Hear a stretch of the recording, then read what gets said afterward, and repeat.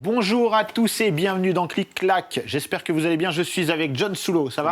Mon Sébastien Abdelhamid. Ça va, alhamdoulilah, et toi? Tu vas bien? J'aime beaucoup ta chemise. Merci, un petit côté disco. Ouais, un petit côté années 70, papier peint, tout ça. Je trouve ça très, très cool. Elle me respecte. Aujourd'hui, nous recevons Time, comment tu vas? Ça va bien. La pêche? Tu sois avec La nous. pêche, mais je suis un peu jalouse de ta chemise du coup. Tu vois? Tu l'aimes bien, toi? Ouais, j'aime bien cette Voilà, un peu Shaim a vintage validé, et c'est tout, bon, ça et- suit. Ah non, mais moi aussi, j'aime bien. Je t'ai dit, j'aime bien. Et de toute façon, T'as dit papier peint, il y a un petit côté, t'as dit t'aimes bien, après t'as piqué. Mais tu viens chez moi, j'ai du papier peint partout, donc tu vois, c'est pour ça que je comprends. Ah, donc il y a. Voilà, je C'est pense ça. qu'il y a. On a une la gorgée de connexion somme. du papier peint.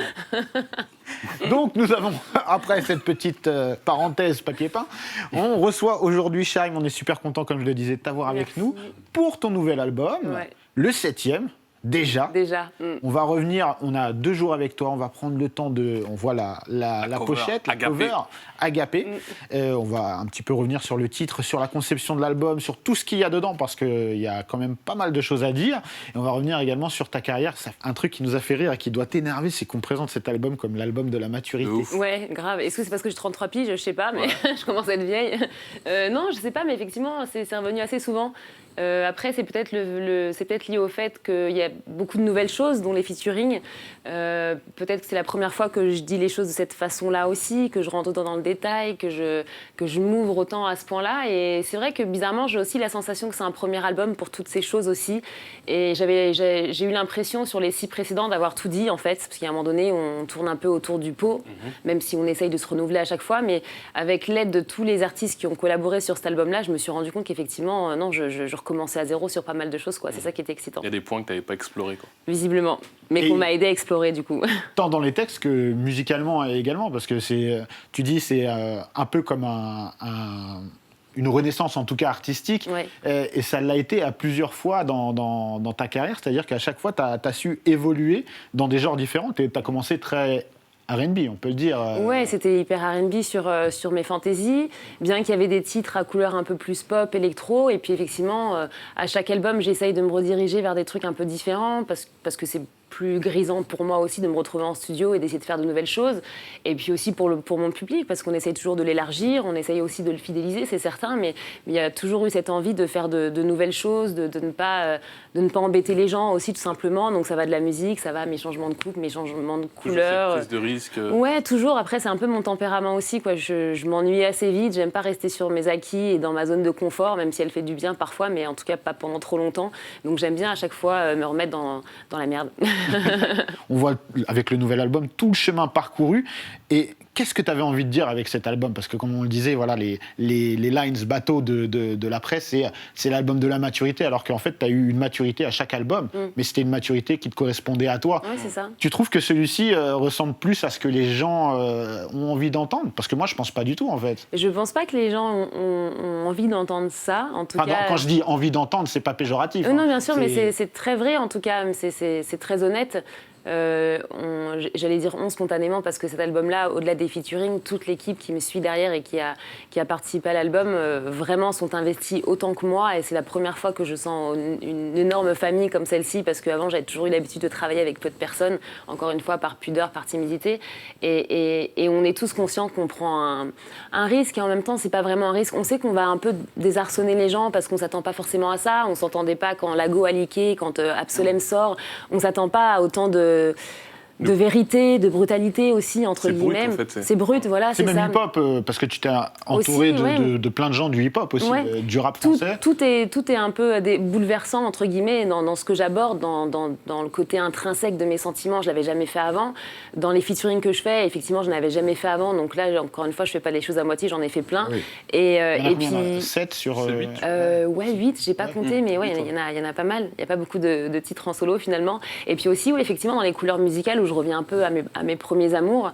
Et encore une fois, ouais, chaque album que j'ai fait, ça a été qui j'étais à ce moment-là de ma vie. C'est une photo. Et c'est une photo, voilà. Et aujourd'hui, Agapé, qui est Agapé, l'amour. qui veut dire amour pur, c'est ça? Ouais, amour, c'est un terme, j'allais dire anglais, pas du tout, grec. Agapé. L'habitude. Pourquoi avoir choisi ce titre? Parce qu'il y a un titre qui existe qui s'appelle Agapé, déjà, qui est un peu dans la même veine qu'Absolem, que Lago dans Bien sûr. dans un certain aspect, où je parle d'une quête, je parle de mon métier aussi, de cette quête d'amour que tu perds parfois parce que tu as la tête dans le guidon, dans ce que tu fais, dans ton boulot, et puis tu perds un peu de vue d'autres choses plus intimes, plus personnelles. personnel. Pour toi, donc le titre a une vraie signification par rapport à ta vie à toi. Bien sûr. Par rapport à. Mais je crois qu'elle a une signification pour tout le monde finalement. On est un peu guidé par tout ça. Et puis agapé, c'est un terme général et tous les titres finalement. Agapé, c'est le vecteur de tous les titres et c'est de l'amour général, l'amour envers ses proches, envers ses amis, envers sa chérie, envers soi-même. Mais dans l'amour, il y a le désamour aussi. Donc on parle de tout ça dans cet album. C'est ça que tu as voulu retranscrire dans l'album. Voilà, exactement.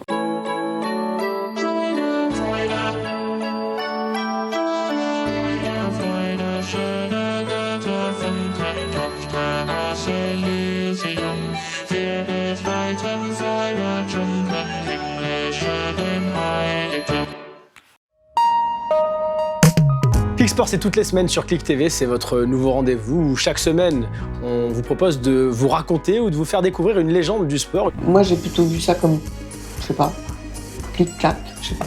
Et nous voilà en compagnie de notre invité toute la semaine, Kobalade. Bienvenue, c'est ta première télé? Eh bah bienvenue, c'est chez nous, chez Clic.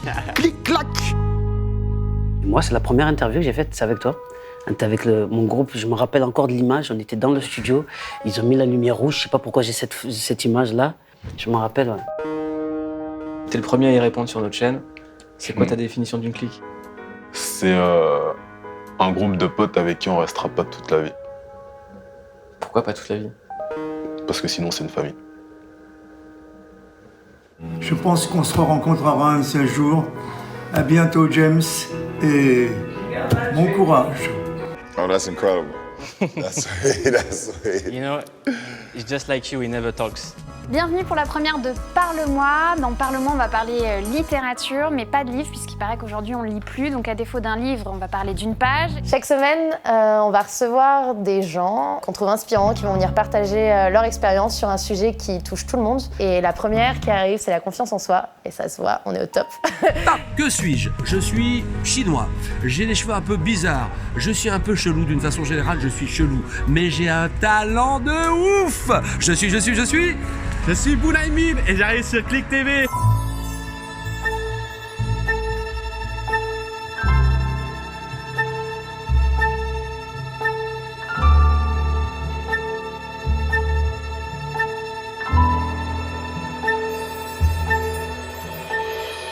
Salut, c'est Cut Killer et chaque semaine je vais vous présenter un album. Et cette semaine, Ready to Die de Notorious B.I.G. J'en fais bien. Mouloud, c'est pour toi. Reportage spécial en direct de la Somalie avec Jérôme Jarre ici.